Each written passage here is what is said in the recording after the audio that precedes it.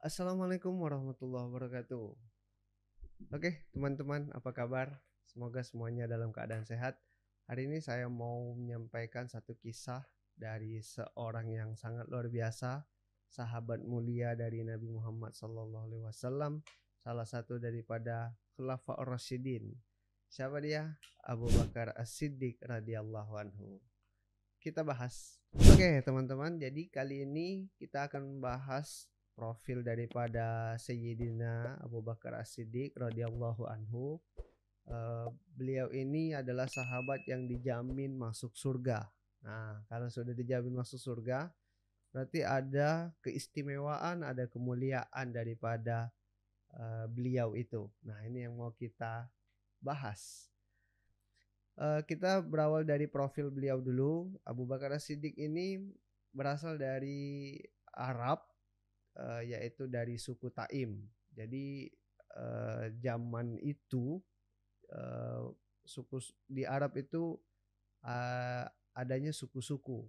Nah, Abu Bakar ini dari suku Taim namanya. Kemudian Abu Bakar As-Siddiq ini sebenarnya punya nama asli, yaitu Abdullah. Namanya, Abdullah, tapi yang terkenal yaitu Abu Bakar.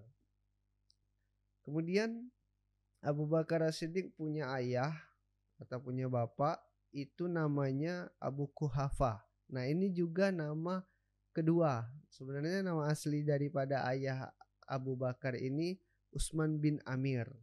Begitupun dengan ibunya. Ibunya ini nama aslinya itu Salma bin Syakhr. Tapi yang lebih dikenal yaitu Ummu Khair. Nah, itulah orang-orang dulu ya punya nama kedua. Mungkin kita juga ada yang di era sekarang membuat nama samaran, mungkin nama kedua, atau mungkin nama yang khusus untuk di media sosial. Nah, mungkin seperti itu ya. Lalu kemudian Abu Bakar ini profesinya yaitu adalah sebagai pedagang. Dan Abu Bakar juga mempunyai anak dari beberapa istrinya, yaitu anaknya bernama Abdullah, kemudian ada Abdurrahman, kemudian ada namanya Muhammad, lalu kemudian ada namanya Asma, Aisyah, dan Ummu Kalsum. Nah, ini ada beberapa nama-nama yang juga kita pastinya tidak asing lagi, apalagi untuk saudara-saudara kita dari kaum muslimin. Nah, ada yang namanya Aisyah, ada yang namanya Asma. Aisyah pasti sudah tahu, uh, beliau adalah Ummul Mukminin, istri daripada Rasulullah Sallallahu Alaihi Wasallam. Oke, nanti kita akan bahas lagi. Kemudian kita ke ciri fisik. Jadi bagaimana sih fisiknya daripada Abu Bakar As-Siddiq ini? Beliau itu adalah seorang yang berkulit putih, kemudian matanya itu agak cekung, agak ke dalam. Itu karena memang fisiknya eh, kurus, tidak gemuk.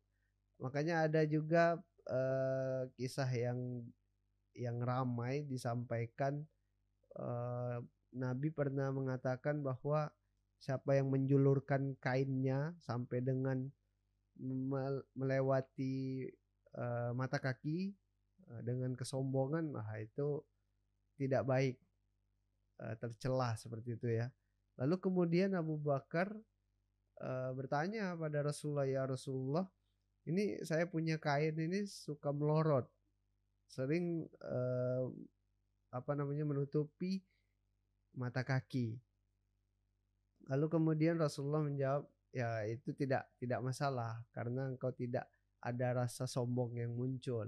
Nah, itu karena faktornya fisik daripada Abu Bakar As-Siddiq itu kurus. Jadi kalau bahasa kita melorot ya, turun seperti itu. Itu. Lalu kemudian ciri yang lain masuk ke sifat sikap. Abu Bakar ini orangnya pemalu, kemudian mudah tergugah hatinya, yang sampai dengan beliau mudah sekali untuk menangis seperti itu.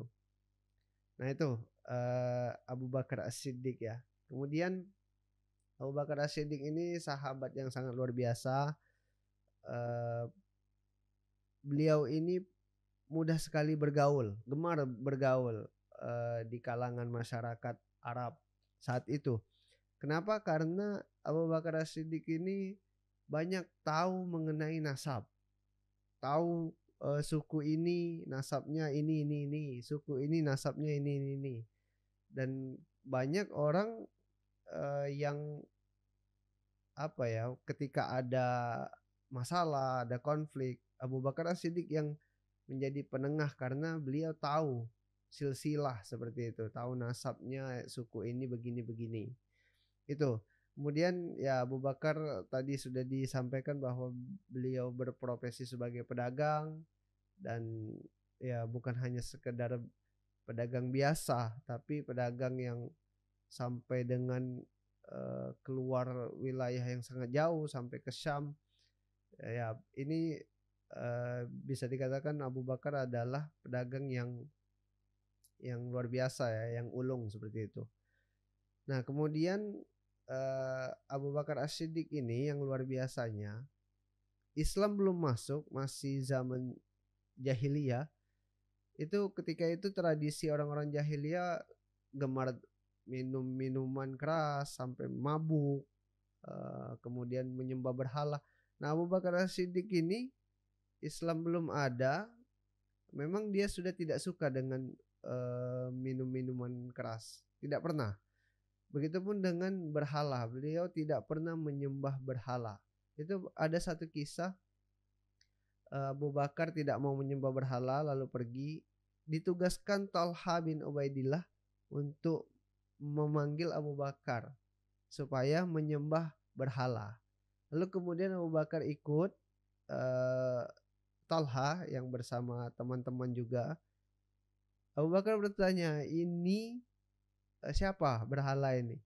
Lalu kemudian Talha bilang, ini Lata. Eh, Berhala itu namanya Lata, yaitu putri-putri Tuhan. Lalu Abu Bakar bertanya, lantas siapa ibunya? Nah, Talha tidak bisa menjawab. Diam seribu bahasa seperti itu. Lalu kemudian Abu Bakar meminta teman-temannya untuk membantu Talha menjawab. Teman-temannya pun tidak bisa menjawab. Nah, saat itulah Talha apa namanya bersaksi, bersyahadat masuk Islam. Nah, ini luar biasa. Lalu kemudian eh, Abu Bakar As-Siddiq ini banyak sekali keutamaannya, kemuliaannya, yaitu kita bisa ambil daripada namanya dulu. Jadi tadi sudah disampaikan bahwa nama aslinya itu Abdullah. Kenapa bisa jadi Abu Bakar? Abu itu kan bapak ya. Kemudian Bakar, Bakar itu artinya awal. Awal maksudnya awal, orang yang pertama atau orang yang di awal-awal masuk Islam. Jadi orang yang pertama kali masuk Islam untuk di kalangan orang dewasa itu yaitu Abu Bakar. Untuk di kalangan anak muda itu ada Ali. Nah, kemudian yang eh, orang yang kedua masuk Islam yaitu istri daripada Nabi Muhammad, yaitu Siti Khadijah. Kemudian eh, As-Siddiq. Jadi Abu Bakar As-Siddiq. As-Siddiq itu gelar yang berarti membenarkan. Jadi beliau ini sudahlah yang pertama masuk Islam. Kenapa bisa masuk Islam? Karena juga membenarkan, eh, yang paling sering disebut itu kisahnya ialah beliau membenarkan turunnya wahyu pertama dan juga peristiwa Isra Mi'raj. Jadi ketika Rasulullah mendapatkan wahyu pertama, lalu disampaikan kepada sahabat-sahabatnya dulu, kerabat terdekat, bahwa Allah sudah memberikan wahyu dan menunjuk Nabi Muhammad sebagai rasulnya. Abu Bakar ini langsung membenarkan dan percaya. Orang-orang lain masih ada yang ragu, masih ada yang bingung, bahkan ada yang langsung memusuhi Nabi. Ini ajaran sesat, tiba-tiba Nabi menyampaikan bahwa dapat wahyu dan menjadi rasul seperti itu. Nah, kalau Abu Bakar tidak. Ketika disampaikan berita tersebut, beliau langsung percaya. Nah, ini makanya Abu Bakar As-Siddiq mendapatkan gelar As-Siddiq ya. Lalu kemudian ada juga peristiwa Isra Mi'raj.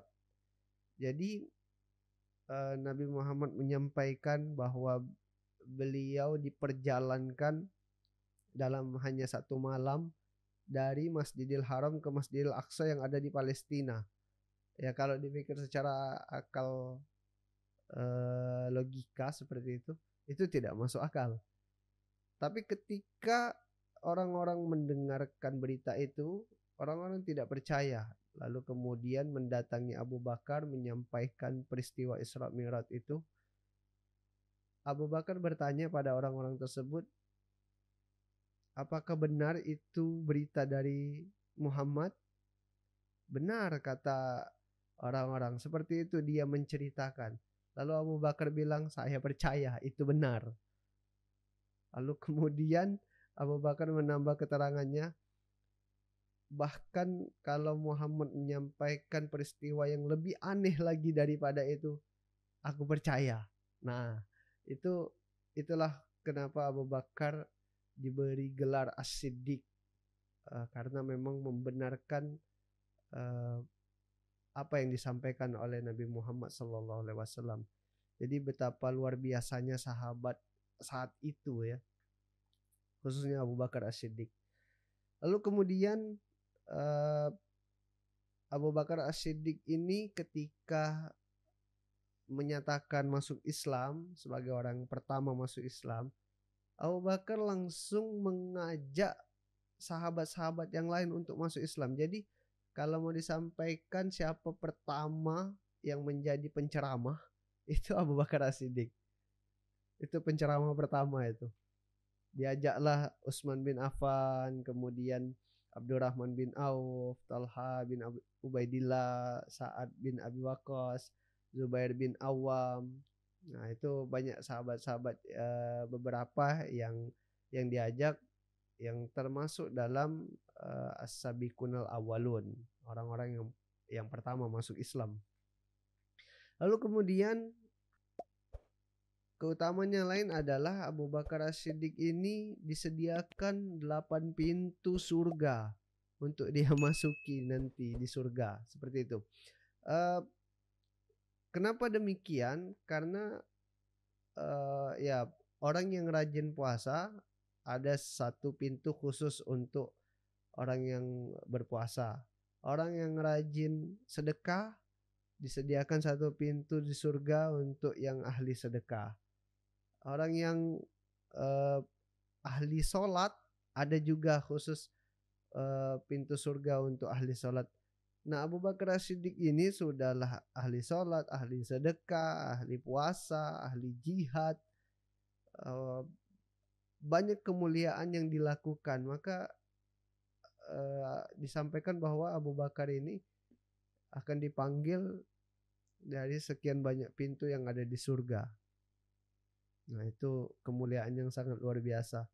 Kemudian kalau kita berbicara sahabat, bagaimana sih sahabat itu? Ini kalau teman-teman punya sahabat, bagaimana sahabat teman-teman terhadap kalian? Jadi ini bisa kita lihat daripada Abu Bakar As-Siddiq ini bagaimana dengan Nabi Muhammad. Jadi pernah ada suatu kejadian, Nabi Muhammad mau diserang oleh orang-orang Quraisy. Lalu kemudian di situ ada Abu Bakar. Abu Bakar langsung membantu Nabi Muhammad untuk supaya tidak diserang. Jadi membantu untuk menghalangi. Ada seseorang bernama Utbah bin Rabi'ah. Beliau ini memukul Abu Bakar sampai dengan Abu Bakar ini berdarah wajahnya. Wajahnya berdarah dan kemudian terpingsan. Nah, ini keadaannya memang lagi sulit, lalu kemudian tidak ada yang membantu. Abu Bakar As-Siddiq ini dilihat oleh beberapa orang dari suku Taim. Nah, ini dari sukunya Abu Bakar As-Siddiq sendiri yang datang langsung membantu supaya Abu Bakar dilindungi.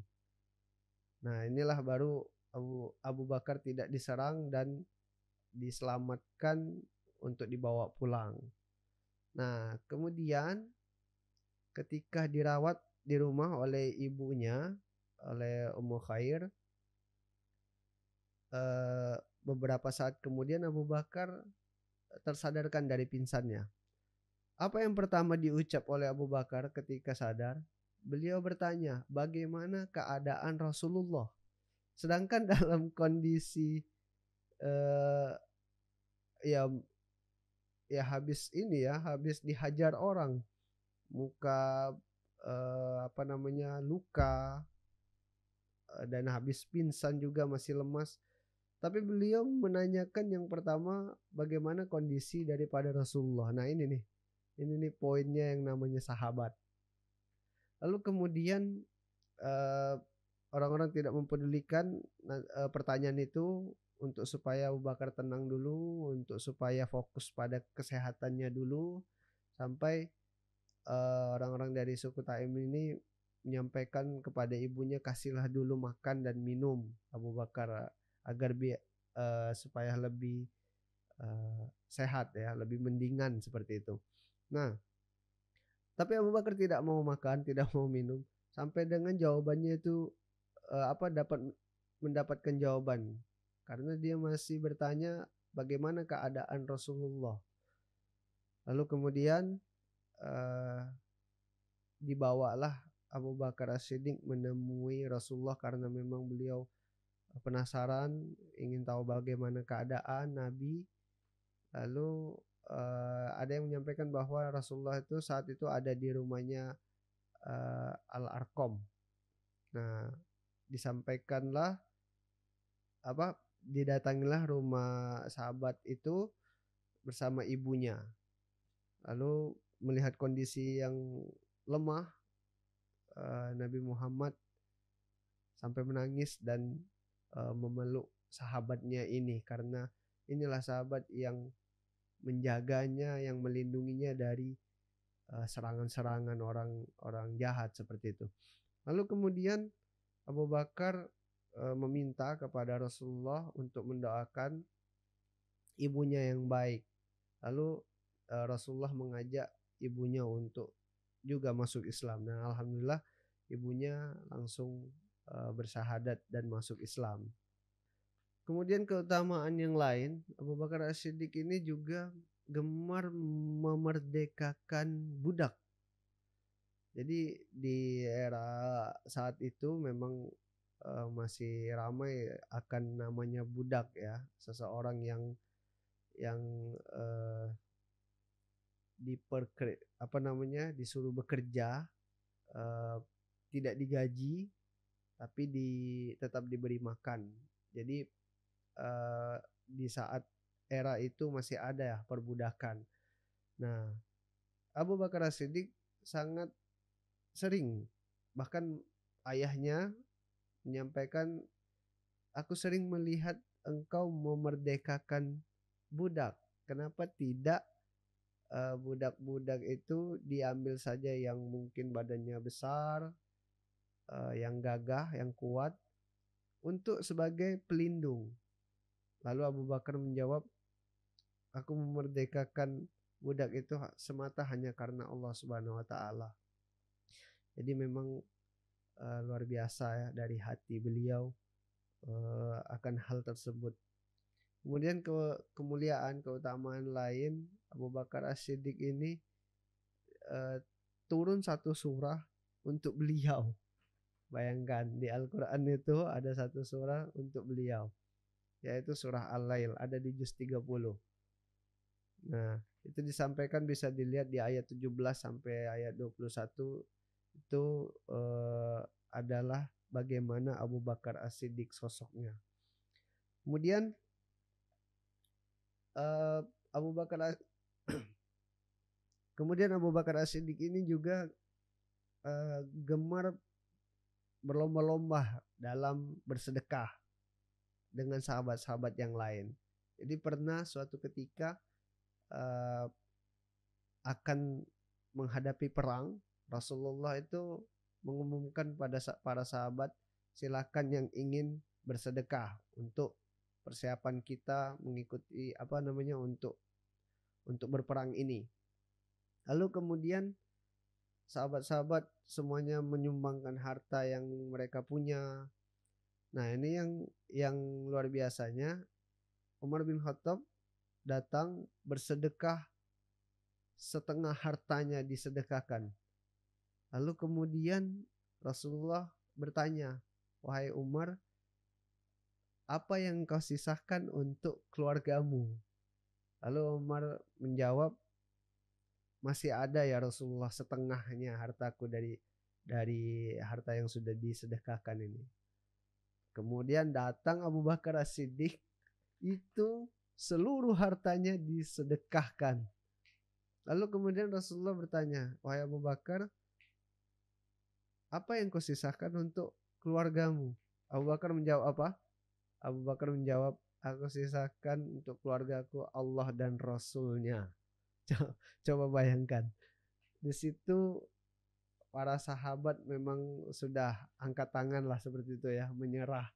Bahkan Umar bin Khattab pun menyampaikan eh, ketika Abu Bakar mau wafat saat beliau menjadi khalifah, mengetahui hal-hal yang seperti ini, Umar bin Khattab tuh bilang, sungguh benar-benar Abu Bakar ini menyulitkan khalifah setelahnya.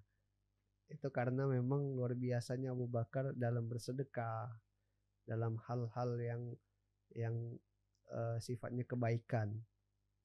Kemudian ada satu kisah, ini menunjukkan daripada kemuliaan daripada Abu Bakar As-Siddiq. Jadi pernah suatu ketika Nabi Muhammad bertanya pada para sahabat itu setelah sholat subuh. Jadi Nabi Muhammad bertanya, "Siapa di antara kalian yang berpuasa hari ini?" Lalu kemudian di antara sahabat itu Abu Bakar menjawab, "Saya ya Rasulullah." Kemudian Rasulullah bertanya lagi, "Siapa yang mengantar jenazah hari ini?" Lalu kemudian Abu Bakar menjawab lagi, "Saya ya Rasulullah." Kemudian Rasulullah bertanya lagi, "Siapa yang memberi makan kepada orang miskin hari ini?" Abu Bakar menjawab lagi, "Saya ya Rasulullah." Lalu kemudian Rasulullah bertanya lagi, "Siapa yang menjenguk orang sakit hari ini?" Abu Bakar menjawab lagi, "Saya ya Rasulullah." Kemudian Nabi mengatakan, semua itu tidaklah berkumpul pada seseorang kecuali pasti dia masuk ke surga. Coba bayangkan. Jadi Nabi Muhammad tidak bertanya langsung kepada Abu Bakar. Di situ dalam keadaan sahabat berkumpul. Dan itu dilakukan Abu Bakar dalam hari itu sebelum terjadinya sholat subuh. Karena ditanya oleh Rasulullah saat setelah sholat subuh. Nah, itulah ganjaran daripada orang yang sangat mulia, sangat luar biasa. Nabi langsung bilang, kalau tidaklah itu berkumpul semuanya, pasti orang ini masuk dalam surga. Ialah Abu Bakar As-Siddiq. Jadi sudah dijamin ya untuk masuk surga. Oke, kemudian keutamaan, kemuliaan daripada Abu Bakar yang lain adalah ketika terjadinya peristiwa hijrah Rasulullah dari Mekah ke Yasrib atau ke Madinah ya sekarang. Jadi karena kondisi memang sudah tertekan di Mekah, sudah ada perintah juga dari Allah untuk melakukan hijrah, berpindah. Nabi Muhammad membuat strategi-strategi karena orang-orang jahat, orang-orang kafir Quraisy itu bakal mengejar. Maka Rasulullah salah satu strateginya adalah beliau harus naik ke Jabal Sur yang di atasnya itu ada gua. Ya, ini peristiwa yang sudah mungkin semua orang tahu ya. Dan perjalanan itu Rasulullah ditemani oleh salah satu sahabat dan yang dipilih adalah Abu Bakar As-Siddiq. Nah, ini satu kemuliaan yang luar biasa untuk Abu Bakar karena terpilih menjadi pendamping. Lalu kemudian Abu Bakar juga mendapatkan kemuliaan menjadi imam sholat berjamaah itu ketika Rasulullah sedang sakit. Memang banyak disampaikan juga di kisah-kisah sirah nabawiyah itu ketika Rasulullah menjelang wafatnya beliau sakit, tidak dapat lagi menjadi imam sholat berjamaah. Selama beliau sehat beliau terus yang jadi imam, tapi ketika saat itu Abu Bakar yang diminta untuk menggantikan beliau jadi imam. Padahal ya sahabat-sahabat mulia banyak yang lain ya, tapi Abu Bakar yang dipilih. Nah, ini adalah luar biasanya kemuliaan Abu Bakar As-Siddiq. Kemudian pernah ada satu laki-laki bertanya kepada Rasulullah, "Wahai Rasulullah, keridhaan apa yang paling besar?" Rasulullah menjawab, "Pada hari kiamat nanti Allah akan menampakkan dirinya secara umum kepada hamba-hambanya. Tapi secara khusus Allah akan menampakkan dirinya kepada Abu Bakar As-Siddiq." Nah, jadi ya ada satu keistimewaan untuk Abu Bakar karena nanti kita pada hari kiamat nanti ya Allah akan menampakkan dirinya secara umum. Tapi ada satu orang ini yang sangat mulia, sangat luar biasa yang akan ditemui Allah secara khusus seperti itu. Bukankah kalau kita misalnya ya mau ketemu siapa, ketemu bos mungkin, ketemu petinggi, lalu kemudian diajak masuk ke dalam ruangannya khusus mungkin hanya beberapa orang di dalamnya atau cuma berdua. Nah, itu ada semacam keistimewaan. Nah, ini keridoan yang paling besar. Itu yang dijawab oleh Rasulullah. Luar biasa ya Abu Bakar As-Siddiq. Oke, kemudian kita mau bahas bagaimana Abu Bakar As-Siddiq di masa kekhalifaannya menjabat sebagai khalifah setelah wafatnya Rasulullah Shallallahu Alaihi Wasallam. Jadi ketika Rasulullah Shallallahu Alaihi Wasallam wafat, itu ada kejadian yang mungkin juga kita sudah banyak tahu. Ketika diumumkan bahwa Rasulullah meninggal, ada satu sahabat yang tidak terima kalau Nabi Muhammad itu disebut sudah meninggal. Ya, sudah tahu ya pasti siapa dia, yaitu Umar bin Khattab. Jadi Umar bin Khattab awalnya tidak terima tuh siapa, karena ada juga ya yang menyampaikan kisahnya, siapa yang berani mengatakan Muhammad meninggal akan kupenggal lehernya. Lalu kemudian ada juga di kitab Sirah Nabawiyah Ar-Rahiq Al-Maktum itu juga disampaikan bahwa Muhammad itu tidak meninggal. Beliau hanya menemui Tuhannya lalu kembali lagi seperti Musa bin Imran.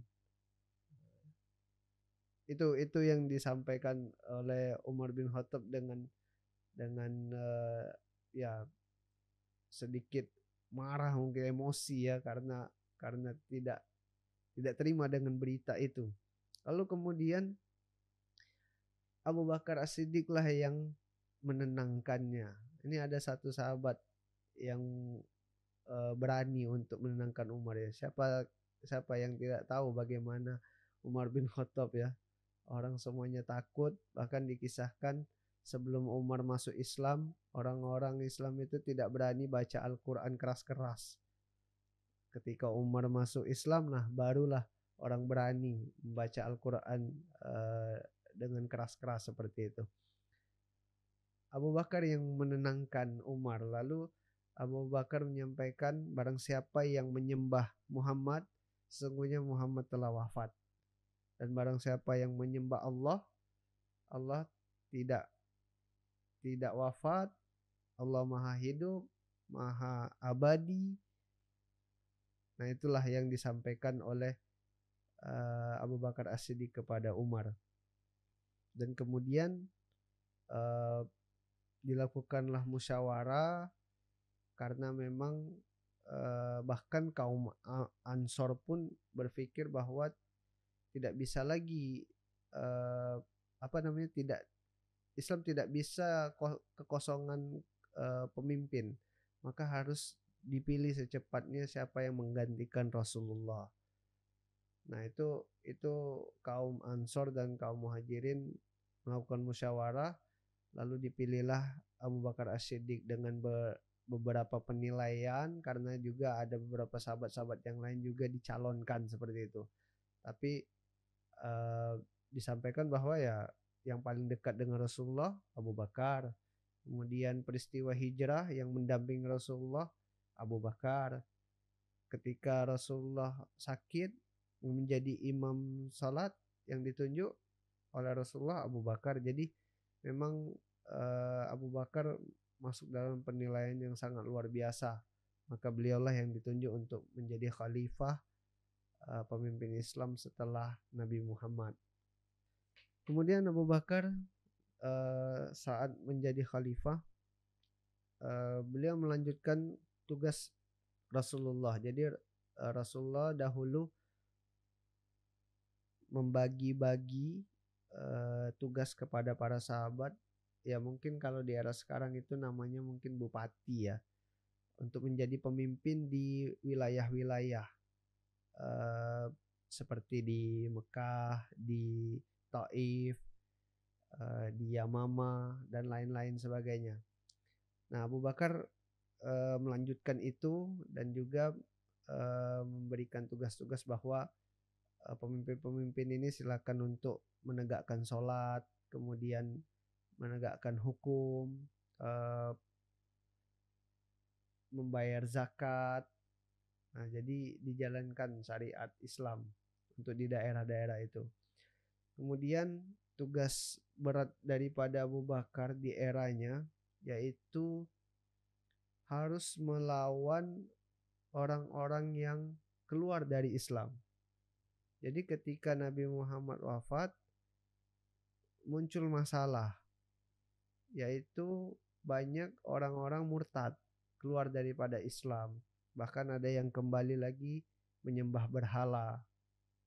Ada juga yang tidak mau lagi membayar zakat dengan alasan membayar zakat itu berlakunya hanya ketika Rasulullah masih hidup.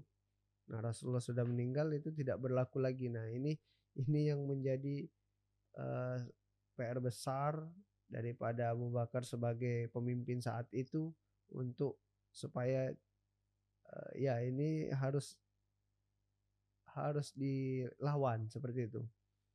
Lalu kemudian juga muncul nabi-nabi palsu dan hebatnya punya pengikut yang banyak. Nah, ini juga salah satu yang menjadi tugasnya Abu Bakar di eranya saat menjadi khalifah.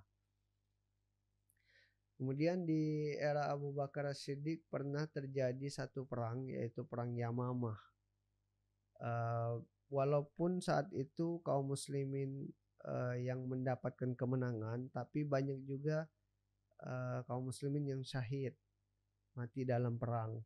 Nah, yang mati dalam perang ini banyak para penghafal Al-Quran. Nah, ini dilihat oleh Umar bin Khattab, wah kalau seperti ini ada bahayanya juga, karena kita tidak tahu jangka panjang kalau penghafal Quran habis, bagaimana dengan Al-Quran itu sendiri. Lalu kemudian Umar bin Khattab punya ide, disampaikanlah kepada Abu Bakar, yaitu bagaimana kalau Al-Quran ini dikumpulkan.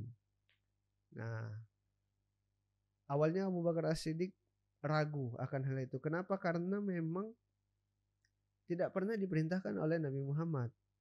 Jadi ketika wahyu turun ya memang hanya ditulis di eh, pelepah daun kurma, di tulang hewan, lalu kemudian dihafal oleh para sahabat-sahabat.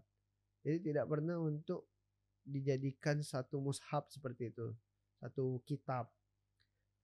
Jadi awalnya ragu, tapi disampaikan lagi oleh oleh Umar bin Khattab bahwa ini memang tidak pernah diperintahkan oleh Nabi, tapi sangat positif, baik untuk ke depan. Nah, setelah dipikir-pikir, Abu Bakar As-Siddiq menerima, lalu dipanggillah Zaid bin Sabit untuk melakukan pengumpulan Al-Quran tersebut. Kemudian yang terakhir, nah ini menjelang akhir daripada kekhalifahan yang pertama Abu Bakar As-Siddiq, yaitu menjelang wafatnya beliau. Tahun 13 Hijriah Abu Bakar As-Siddiq sakit. Lalu kemudian sama halnya siapa yang jadi pemimpin saat itu, dia yang menjadi imam sholat. Nah, ketika Abu Bakar As-Siddiq sakit, yang menggantikannya menjadi imam sholat yaitu Umar bin Khattab.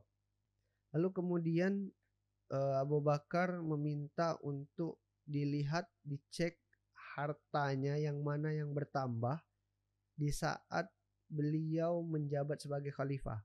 Jadi ada hartanya yang asli, kemudian ada juga hartanya yang bertambah, itu karena semasa beliau jadi khalifah.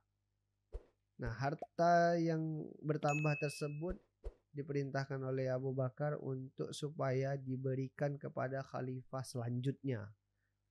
Nah, inilah yang membuat Umar bin Khattab menangis, karena memang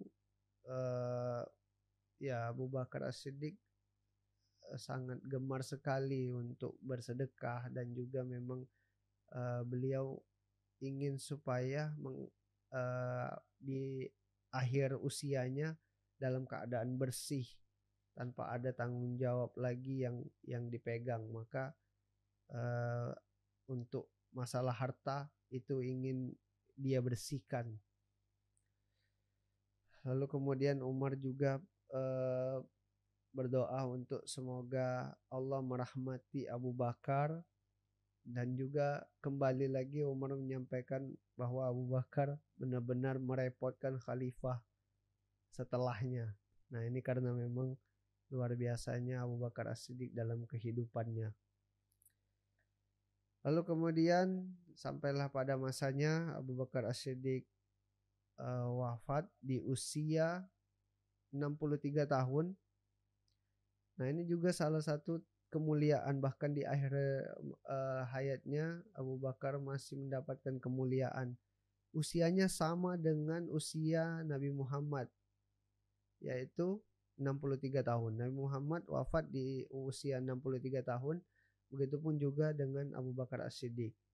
Dan kemuliaannya lagi adalah Abu Bakar As-Siddiq dimakamkan atau dikuburkan di sebelah makamnya Nabi Muhammad SAW.